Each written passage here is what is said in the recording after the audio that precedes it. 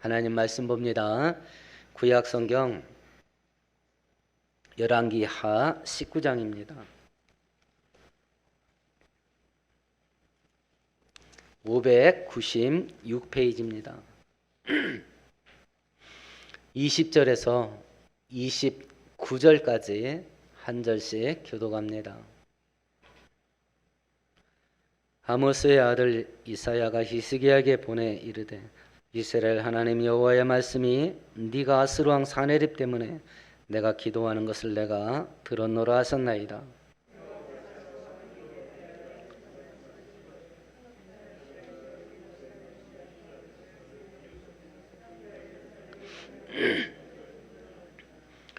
네가 누구를 꾸짖었으며 비방하였느냐? 누구를 향하여 소리를 높였으며 눈을 높이 떴느냐? 이스라엘의 거룩한 자에게 그리하였도다.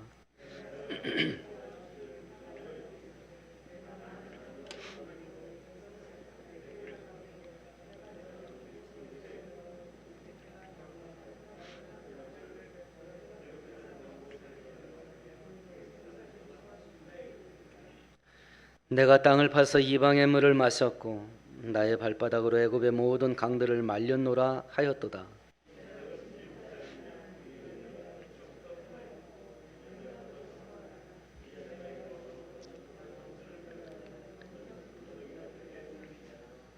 그러므로 거기에 거주하는 백성의 힘이 약하여 두려워하며 놀랐나니 그들은 들의 채소와 푸른 풀과 지붕의 잡초와 자라기 전에 시든 곡초같이 되었느니라.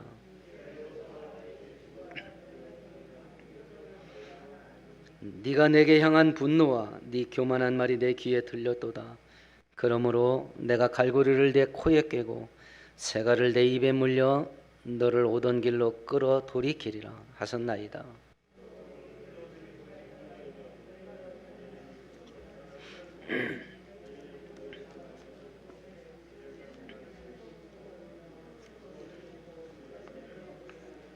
아멘. 아멘.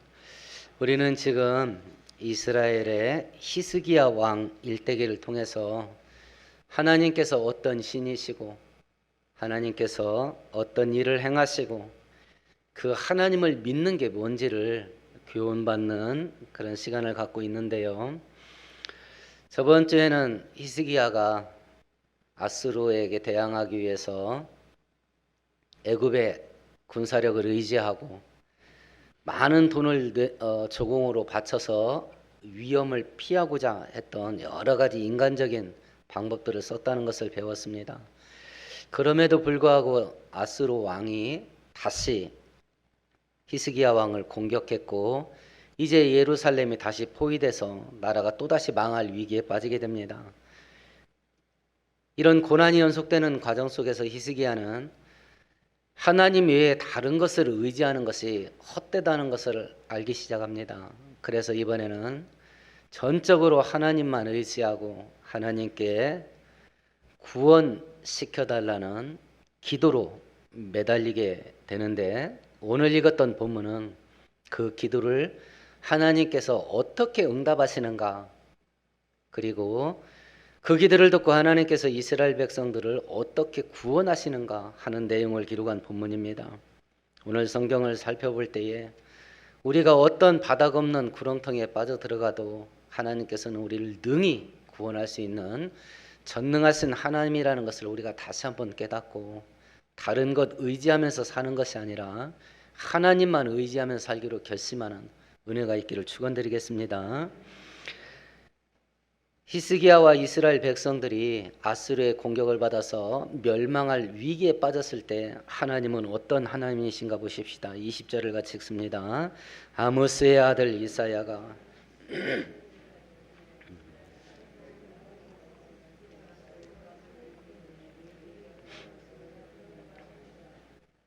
하나님은 어떤 하나님이신가? 당신의 백성들이 기도하면 그 기도를 들으시는 하나님이시다. 그렇게 말씀을 하셔요. 기도에 대한 하나님의 명령은 단순합니다. 딱 하나밖에 없습니다. 기도하랍니다. 기도하라. 그 말을 듣고 우리의 반응은 기도하지 못할 이유가 100가지도 넘습니다. 하나님께서 얼마나 난감하시겠어요. 하나님은 한마디 했거든요. 기도하라고. 근데 우리는 기도하지 못할 이유를 100가지나 돼버립니다. 답이 안 나와요. 기도에 대한 하나님의 약속도 딱 한 가지밖에 없습니다. 응답하겠다예요. 그거 외에 다른 약속이 없어요. 응답하겠다. 응답하겠다. 물론 응답의 종류는 세 가지입니다. 네가 기도한 대로 해줄게. 예스. 두 번째는 네가 기도한 대로 들어주기는 하겠는데 지금 말고 조금 있다가 기다려라. 세 번째는 아니요. 그거보다 더 좋은 걸로 줄게. 거절하는 거. 거절하는 이유는 딱 하나밖에 없습니다. 하나님은 아버지시라서 우리에게 좋은 것 주시기를 기뻐하시는 분이라 마태복음 7장 11절에 말씀하셨으니 거절하는 것도 나에게 더 좋은 것 주시기 위해서 거절하는 것이다. 그 이유밖에 없어요. 그러면 내가 기도하는 거 외에 나는 이게 제일 좋은 것 같은데 하나님이 아니 그거 아니요 하고 다른 쪽으로 끌고 가실 때 그게 좋은 건지 나쁜지 확인하려면 우리가 대가로 지불해야 될 게 있어요. 두 가지입니다. 엄밀하게 말하면 한 가지일 수도 있겠네요. 첫 번째는 시간, 그러니까 인내가 있어야 돼. 시간 지나면 다 압니다. 왜 거절하셨는지. 시간 지나면 다 알아요. 근데 하나님께서 아니요. 그러면 그 앞에서 그냥 상을 엎어버리거든요. 그냥. 내가 두 번 다시 기도하나 봐라. 이런다고요. 기도에 대한 하나님의 명령은 딱 한 가지입니다. 기도하라. 그거에 대한 약속도 딱 한 가지입니다. 응답하겠다예요. 히스기야가 기도합니다. 하나님께서 이사야 선지자를 보내서 말씀하십니다. 내가 다 들었어. 이 코로나가 우리로 하여금 신앙생활이 연약해지게 만드는 모든 악 영향을 끼치고 있는데 혹여라도 이 와정 속에 기도를 잃어버리신 분 있으면 기도를 회복하세요. 기도는 하늘문을 여는 유일한 열쇠입니다. 하나님께서 우리들에게 번거로운 종교적인 의무로 주신 게 아니라 특혜로 준 거예요. 특혜. 뭐 필요한 거 있어? 내가 기도라는 열쇠를 너한테 줄 테니까 아무 때든지 그 열쇠를 사용해서 너 필요한 거 나한테 달라고 부탁해라. 이거 아무거나 나한테 주는 게 아니에요. 대장동 사건 일어났을 때도 이재명 씨가 알고 짝짝꿍을 했는지 안 했는지 모르겠지만 어쨌든 시장 결재가 났다 그러지 않습니까? 그래서 진행되거든요. 지들 7명뿐이요. 7명뿐이라고요. 7명뿐. 하나님께서 나한테 부탁할 거 있으면 아무 때나 와서 해 라고 한 것이 그게 귀찮은 일로 준 겁니까 대체? 특혜요 특혜. 우리한테만 준 거라고. 히스기야가 늦게나마 그걸 사용했을 때 하나님께서 내가 들었다 말씀을 하셔요. 이 놀라운 기도의 특권을 이용하셔서 우리도 하늘문을 여는 복된 성도 되기를 축원드리겠습니다. 그러면 하나님께서 들으시면 우리의 기도를 들으시면 어떤 일이 생기냐? 지금 히스기야는 아수르 왕 때문에 억장이 무너집니다. 예루살렘을 포위하고요. 맨날 조롱합니다. 개떡 같은 것들이, 힘도 없는 것들이 싸울 수 있으면 나와봐라. 맨날 욕합니다. 조롱하고 놀리고. 근데 거기다가 니네가 믿는 하나님이 니네 구할 줄 알아 하고 하나님의 이름까지도 멸시를 합니다. 그걸 하나님께서 책망을 하시는데 22절 같이 읽어봅니다. 네가 누구를 꾸짖었으며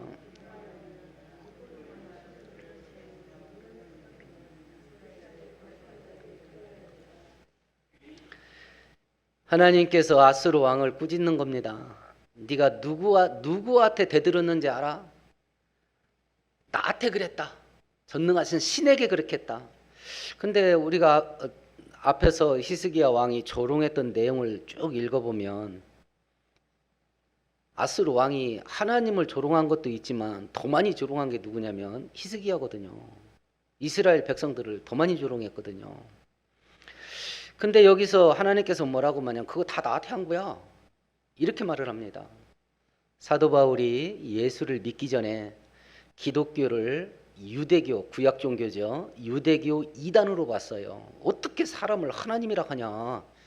근데 이것들은 씨를 말려야 되겠다 하고서 교회를 완전히 없애버리려고 초토화시키려고 작정을 했죠. 이름 바뀌기 전에는 사울이었습니다만 높은 자라는 뜻이죠. 그래서 이제 예루살렘 교회는 완전히 초토화시켜 놓고 외국까지 도망간 기독교인들을 체포하려고 체포 영장을 받아가지고 시리아에 있는 다메섹이라는 도시까지 쫓아가는 중이에요. 그리고 그 언덕 넘으면 다메섹인데 그 언덕 위에서 하나님을 예수를 만나죠. 갑자기 강렬한 빛으로 나타나셔서 사도 바울이 눈이 멀어버려요. 예수께서 제일 먼저 했던 말 기억나십니까? 사도행전에 사울아 네가 어찌하여 나를 괴롭히냐 이렇게 말씀하셔요. 사도 바울은요 예수를 괴롭힌 적이 한 번도 없어요. 누구를 괴롭혔냐? 교회를 괴롭혔습니다. 성도를 괴롭혔습니다. 그런데 하나님 대신 예수께서 그걸 어떻게 받았냐면 전부 자기한테 한 걸로 받아들였어요. 그래서 하나님께서 원수 갚을 일이 있으면 네가 하지 마. 내가 해줄게. 이렇게 하시는 이유가 나는 하나님과 나를 내 운명 공동체다. 나하고 하나님은 운명 공동체다. 생명 공동체다. 하나님에게서 떨어지면 나 죽는다. 이런 마음 갖고 살지 않아요, 우리는. 근데 하나님께서는 그렇게 하셔요. 쟤는 나하고 하나요.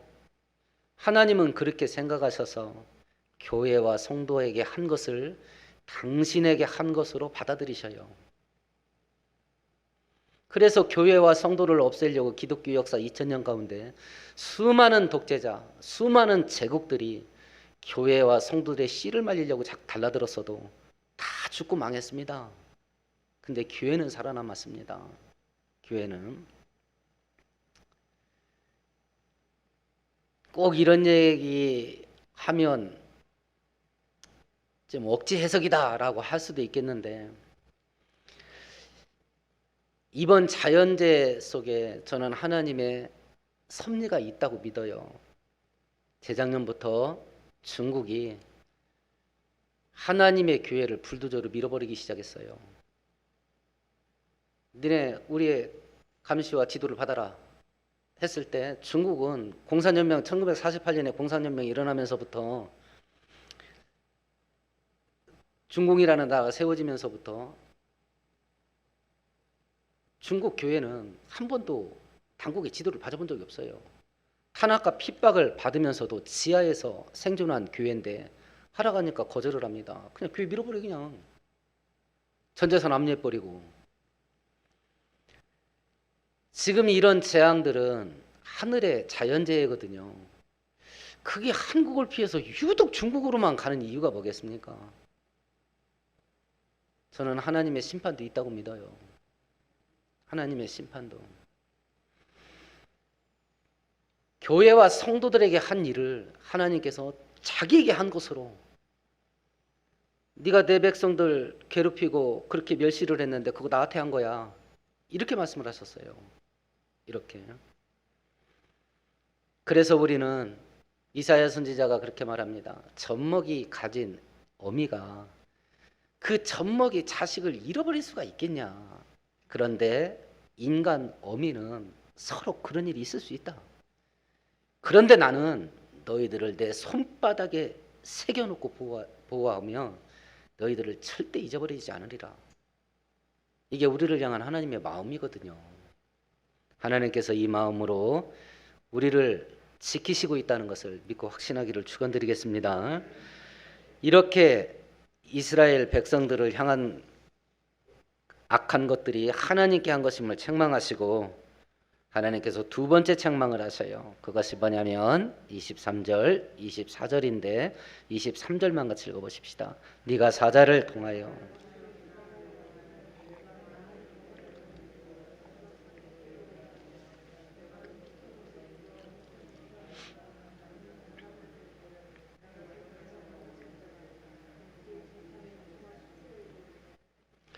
아스루 왕이 히스기야와 이스라엘 백성들을 협박을 하면서 했던 말이에요.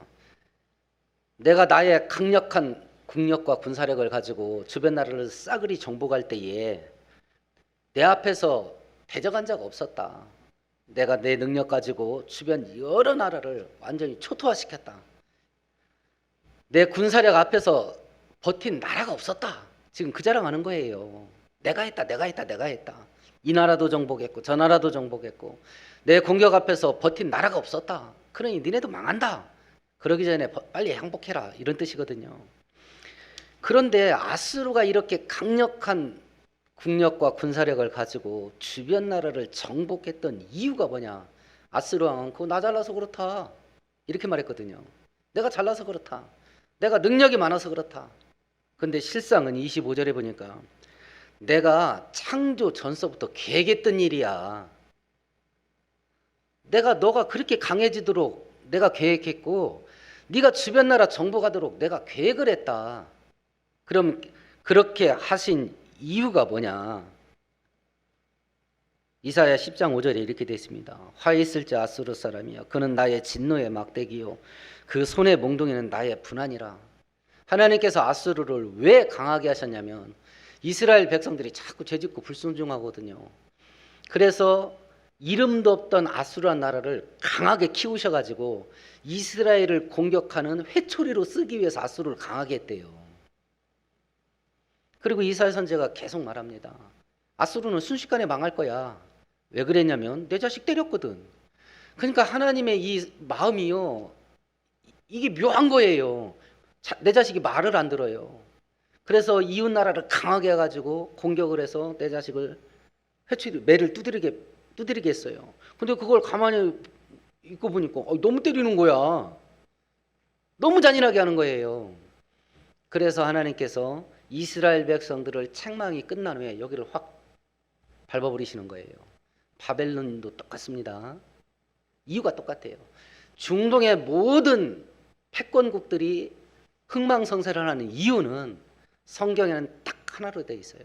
이스라엘 백성들을 책망하시는 하나님의 회초리예요. 그들이 망한 이유는 딱 하나입니다. 하나님의 백성을 손댄 거예요. 아니 그럼 하나님은 왜 흥하게 해가지고 회초리를 때리게 하고 얘 때렸다고 얘를 또 망하게 하냐고. 성경은 딱 하나로 표현합니다. 내가 이스라엘을 사랑하노라. 그거 한마디예요. 그거 한마디입니다. 이 지구의 역사가 어떻게 진행될 거냐. 우주의 역사도 똑같습니다만 우주까지는 생각하지 마십시다. 지구의 역사만 생각하십시다. 이 역사가 어떻게 진행되냐? 첫 번째는 우연론입니다. 우연히 사건이 연속돼서 지금까지 오는 거예요. 우연히. 또 하나는 불교 쪽에서 말하는 윤회론입니다. 돌고 돈다. 흥망성쇠가 돌고 돈다. 세 번째가 기독교에서 말하는 하나님의 섭리관이에요. 하나님의 계획대로 진행하신다. 하나님의 계획대로. 아담 때부터 지금까지 인간의 역사가 얼마 되냐? 진화론으로 따지면 지구의 역사가 40억 년입니다. 진화론 관점에서 따지면. 창조 과학의 측면에서 따지면 대략 만 년이 안 됩니다. 만 년이. 가장 우리가 그럼 이렇게 지층 같은 거 연구해 보면 막 몇천만 년 전 막 이런 거 나오는 몇 억 년 전 이런 거 나오는데 그건 뭐요? 라고 하는데 화산에서 금방 용암이 나오잖아요. 용암이 흘러나오고 식으면 굳어서 돌이 되잖아요. 그러면 그거 방사능 탄소원소 측정기로 측정하면 몇 년 나와야 맞아요? 1년 나와야 맞지요. 금방 용암이 흘러나와서 굳어서 돌 됐으니까 그거 돌 된 지 1년 된 거 아니에요. 근데 그런 돌을 측정을 해도 30만 년 나온답니다. 금방 돌 된 거야. 오늘 된 거야, 오늘. 그럼 측정하면 1년 나와야지. 근데 그런 돌 갖다가 측량을 해도 30만 년이 나온다는 거예요. 30만 년이. 어떤 걸 선택하든지 간에 진화론 관점에서 40억 년 역사로 선택하든지 창조과학의 관점으로 만 년이 안 되는 대략 7,000년 역사로 보든지 상관없어요. 몇 년 역사가 됐든지 그 모든 역사의 흐름은 하나님이 주관하신다. 하나님이 주관하신다. 네가 그렇게 되는 거 내가 창조 전서부터 계획했던 일이야. 그래서 네가 강하게 될 수 있었고 내가 네 주변 나라들을 들에 있는 풀같이 만들어 놨다. 그래서 네가 그렇게 쉽게 정복할 수 있었던 거야. 이렇게 책망을 하셔요. 그래서 내 인생을 하나님께 맡기고 살아야 될 이유가 결국은 하나님의 뜻만 이루어지기 때문에 그렇습니다. 지금 세상이 악하다 보니까 머리 좋은 악인들이, 그러니까 이게 1등대라고 가르치는 패단을 우리가 지금 보는 거예요. 지금 나라를 말아먹는 악인들은요, 전부 다요, 어디 가든지 1등 했던 사람들이에요. 그러니까 그 높은 자리까지 올라간 거죠. 우리는 사기를 쳐도 그런 사기 못 쳐요. 힘이 없어서. 똑똑한데 인간성은 푹신 썩었어요. 똑똑한데. 악인들의 형통을 봅니다. 우리가. 그러면 각자 생각해 보세요. 내 자식은 어떻게 키울까? 그래도 답은 하나예요. 그래도 서울대 보내야지. 우리의 답이 그래요. 똑똑한 악인들이 나라를 말아먹는 이걸 보고 그 피해를 내가 당하면서도 나는 내 자식을 어떻게 키울까? 정답은 하나예요. 그래도 서울대는 가야 돼요. 그래도 1등 해야 됩니다. 그래서 예수께서 다시 오시지 않아도 세상은 망합니다. 예수가 다시 오시지 않아도. 우리의 사고방식이 그렇게 됐거든요. 근데 우리 부모들은 사람이 사람답게 살아야지 이렇게 우리를 가르쳤거든요. 근데 그게 한 세대 만에 이렇게 바뀐 거야. 한 세대 만에. 우리 부모 세대들은 신앙이 있거나 없거나 사람이라면 양심이 있어야지 이렇게 가르쳤거든요. 사람이면 사람다운 짓을 해야지 이렇게 가르쳤거든요. 근데 똑똑한 악인들이 나라를 말아먹고 그 고통을 본인들이 겪으면서도 그래도 내 자식은 서울대 가야 된다는 게 지금 이 시대 부모들의 마음이거든요. 그러니까 하나님이 특별하게 손 안 대도 망해요. 생지옥 됩니다. 생지옥. 악인은 악인, 왜 악인의 형통을 놔두시냐? 악인은 하나님을 거역하는 방식으로 하나님의 뜻을 이루고 심판받습니다. 악인이 하는 모든 일들은 악인이 형통하고 악인의 뜻을 이루어가는 것 같지만 그 일들을 통해서 하나님은 결국 당신의 뜻이 이루어지게 하셔요. 애굽의 왕의 권력을 가지고 하나님께서 이스라엘 백성들을 내보내라 했을 때 10번이나 거역을 합니다. 애굽 왕의 뜻이 이루어지는 것 같아요. 근데 하나님은 미리 모세에게 말했습니다. 너 쉽게 보내지 않을 거야. 그래서 내가 능력을 계속 쏟아 부을 것이고 나중에 견디지 못할 때 니네들 내보낼 거다. 하나님 미리 계획 다 했거든요. 악인은 하나님을 거역하는 방식으로 하나님의 뜻이 이루어지게 해요. 그리고 본인은 심판받습니다. 의인은 순종하는 방식으로 하나님의 뜻이 이루어지게 하고 은혜와 축복을 받습니다. 선택을 하는 겁니다. 내 인생을 놓고 어떤 방식으로 살아갈 건지, 어떤 방식으로. 아수르라는 강한 악인을 만들어 놓고 그 악인의 행위를 통해서 악인의 뜻이 이루어지는 게 아니라 하나님의 뜻이 이루어지게 합니다. 그래서 우리가 우리의 인생을 하나님께 전적으로 맡길 뿐만 아니라 나는 순종을 함으로 하나님의 뜻이 이루어지게 하고 하나님의 뜻이 이루어지게 한 자의 은혜와 축복을 나는 챙긴다. 이런 마음으로 신앙생활에 열심을 내는 은혜가 있기를 축원드리겠습니다. 그리고 이스라엘 백성들에게 약속을 하십니다. 첫 번째 약속은 32절 33절입니다. 같이 읽습니다. 그러므로 여호와께서 아스르 왕을 가리켜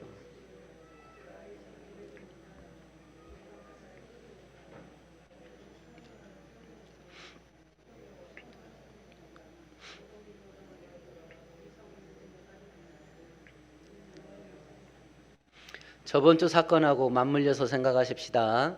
아스르 왕이 군대를 보내서 이제 주변을 다 정복을 하고 예루살렘만 마지막으로 포위를 하고 있습니다.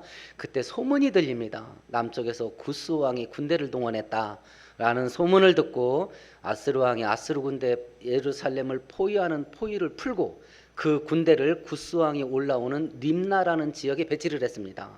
그래서 지금 일시적으로 예루살렘은 포위가 풀렸습니다. 그걸 얘기하는 겁니다. 지금 아스루 왕이 군대를 풀고 림나라는 지역에 구스 왕과 전투를 하려고 군대를 군리 배치를 했는데 그 군대 내가 두 번 다시 예루살렘 쪽으로 돌아오지 못하게 만들어주마. 그 얘기예요. 지금 예루살렘은 피가 마릅니다. 저들이 언제 올지 모르니까 피가 마릅니다. 근데 하나님께서 약속하셨습니다. 아스루 군대가 두 번 다시 예루살렘 포위 공격하지 못하게 만들어주마. 이게 첫 번째 약속이고요. 두 번째 약속은 29절입니다. 같이 읽습니다. 또 내게 보일 징조가 이러하니.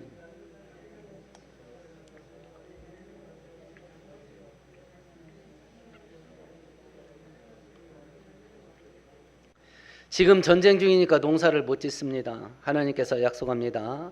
올해 전쟁의 와중 속에 농사 못 질 거다. 그러니까 올해 자연적으로 난 야생 곡식을 먹을 수 있게 야생 곡식을 내가 많이 자라게 해주마. 내년에도 농사 못 진다. 내년에도 야생 곡식 먹고 살게 해주마. 3년째 농사 져서 그 곡식을 먹게 해주마. 그러면 농사 짓지 않고 하나님께서 몇 년 먹여 살려주신다는 약속을 한 거예요. 2년 먹여 살려주신다는 약속을 한 겁니다. 그것도 만이년입니다. 만이년.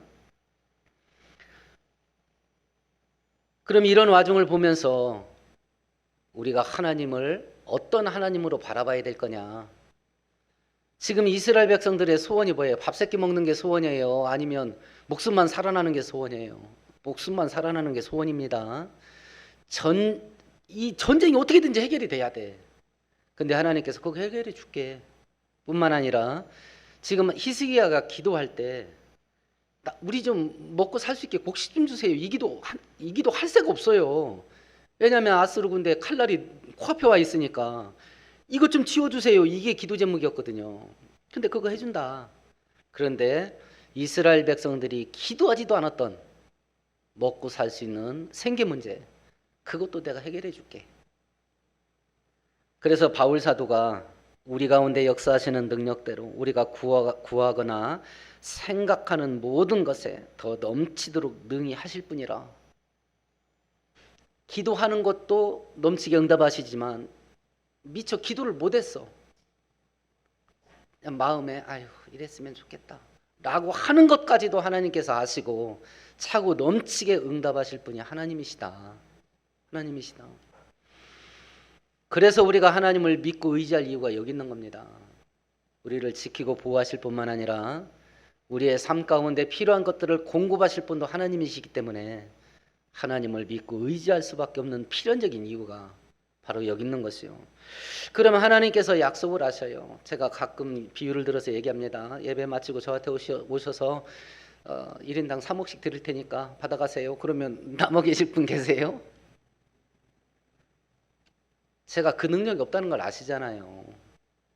제가 지금 사는 사택도 국가에서 전세 대출 받아서 살고 있어요. 제가 여러분들한테 1인당 3억씩 줄 돈이 없어요. 능력이 없다고요. 근데 약속은 합니다. 3억씩 드리겠습니다. 그 약속이 공허해. 뭐가 없으면요? 능력이 없으면. 능력이 없으면 공허합니다. 하나님께서 우리들에게 수없는 약속을 하십니다. 인도해 줄게 네 인생. 지키고 보호해 줄게. 필요한 거 있어? 내가 채워줄게. 약해? 내가 힘줘서 승리하게 해줄게. 그리고 언제든지 나한테 기도하면 내가 응답해 줄게. 약속을 하신다고, 약속을. 근데 그 약속을 들어줄 능력이 없다면 하나님의 약속은 깡통이에요. 이제 일단 약속은 떨어졌습니다. 아스루 군대가 니네 두 번 다시 공격하지 못하게 만들어 줄게. 니네가 농사 짓지 않고도 2년간 먹고 살게 해줄게. 약속은 떨어졌습니다. 그러면 이게 성취가 돼야 될 거 아니에요. 이 약속이 어떻게 성취되는가 보십시다. 35절 같이 읽습니다. 이 밤에 여호와의 사자가 나와서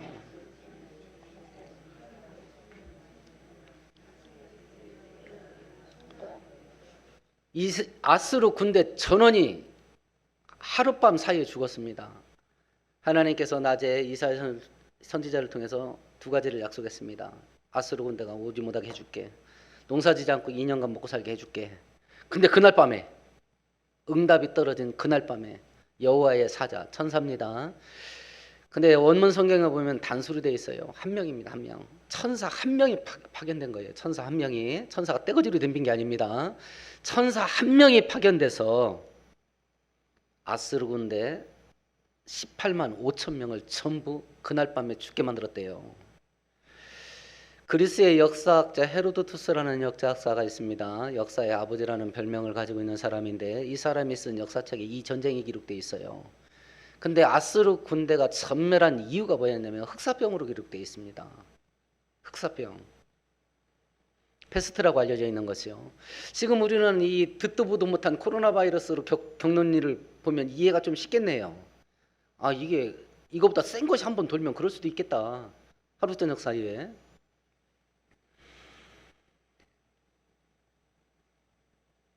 이 사건은 일석이조의 효과를 거둔 것 같습니다. 한 방에 두 가지 약속을 다 이루어준 거죠. 아스르 군대가 전멸합니다. 그 군대는 두 번 다시 예루살렘 공격 못합니다. 예루살렘은 아스르를 멸망시킨 바벨론에게 공격당합니다. 그리고 바벨론에게 멸망을 하게 되죠. 이 20만 가량 되는 사람들이 전쟁을 치르려면 무엇을 갖고 왔겠습니까? 전쟁 물자를 갖고 왔겠죠. 거기에는 필연적으로 뭐가 따라왔겠습니까? 군량미가 따라왔겠죠. 이것으로 2년 먹고 사는 것 같습니다. 이 전리품으로.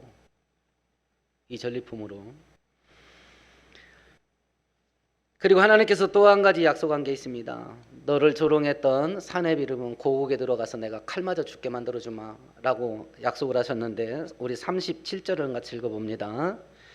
그가 그의 신 니스록의 신전에서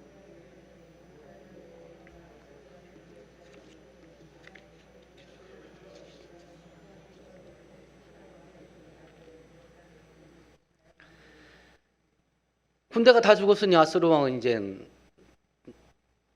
고국으로 귀국을 할 수밖에 없겠게 됐지요. 그런데 이 아스루 왕 사네립이 어디에서 죽습니까? 자기 나라가 섬기는 우상의 신전에서 제사 드리다가 죽습니다. 그럼 여기서 우리가 한번 질문을 던질 게 있죠. 우상은 효험이 있을까 없을까? 우상, 이사야 선지자가 책망을 하지요. 우상을 만드는 자와 우상을 섬기는 자가 다 허망하게 되리라. 우상은 지켜주지 못합니다. 그 강대국을 만들어줬다고 믿는 신을 제사 드리는 그 신전에서 죽임을 당해요. 누구에게 죽임 당합니까? 자기 아들들에게 죽임을 당해요. 아들들에게. 하나님에 믿고 의지할 바가 없습니다. 믿고 의지할 바가 없어요.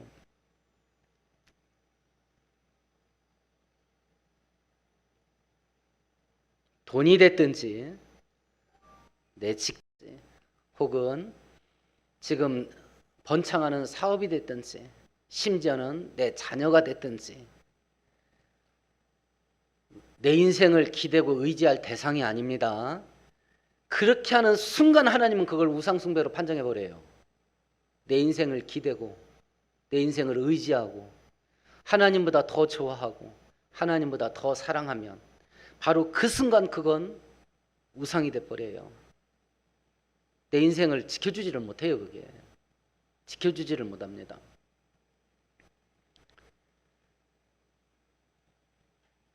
(70대) 먹은 자녀들이 90세가 넘은 부모들을 돌보는 시대가 됐어요. 70살 되진 자식들이 90살 넘어서 100세 가까운 부모들을 봉양하는 시대가 됐다고. 봉양하는 시대가. 지금 제가 이제 60대 가까이 됩니다. 지금 60세대는 50대, 60대 어간에 있는 세대들이 부모를 모셔야 되는 책임감을 갖고 있는 마지막 세대예요. 부모는 모셔야 된다라는 생각을 갖고 있는 마지막 세대. 우리 자식들은요, 부모 모셔야 된다는 생각 자체가 없어요. 그러니까 부모를 마지막까지 모시는 세대고 부모한테 공양을 받지 못하는 첫 세대예요. 우리 세대가 낀 세대입니다. 50대 이상 60대 그 사이가. 그러니까 자식들이 자기 인생이 고달프다고 생각하면 이제 부모를 핍박을 합니다. 가정폭력을 당하는 노인들 비율을 보니까 폭력을 가하는 사람들의 70%가 가족들이에요. 가족들. 근데 그 가족 중에 50%가 아들이라네. 저는 아들이 형제자네. 그러면 한 놈당 50%씩 가져가면 나는 100% 아냐. 그래서 야, 나중에 다 때리지나 마라. 제가 그럽니다. 때리지나 말으라고. 우리 인생을 기대고 의지할 게 없습니다. 하나님밖에 없어요. 그걸 히스기야가 생고생하고 겪은 거예요. 그래서 이제 주변이 어떻게 돌아가든지 하나님께만 매달립니다. 그리고 그것이 이 기적을 만들어낸 거예요. 그것이. 이 사건 전에는 막 꼼수 많이 부리잖아요. 막 애굽하고 동맹도 해봤다가 막 뇌물도 줘봤다가 별짓을 다 하잖아요. 이거 안 되는 거야 이게. 그리고 나서 나를 살릴 분은 하나님밖에 없다. 난 전심으로 하나님께 매달려요. 그리고 그것이 기적을 만들어냅니다. 우리가 믿는 하나님은 전능하셔서 불가능한 게 없어요. 우리가 생각하기에 방법이 없다고 해서 하나님도 방법이 없냐? 아닙니다. 하나님은 전능하시기 때문에 방법이 없으면 당신이 만드시면 돼요. 이스라엘 백성들이 빠져나갈 길이 없다. 그럼 바다를 갈라버리잖아요. 길을 만드시잖아요. 사면초가에서 죽을 수밖에 없는 자리에서 하나님은 빠져나갈 구멍을 만드시면 되잖아요.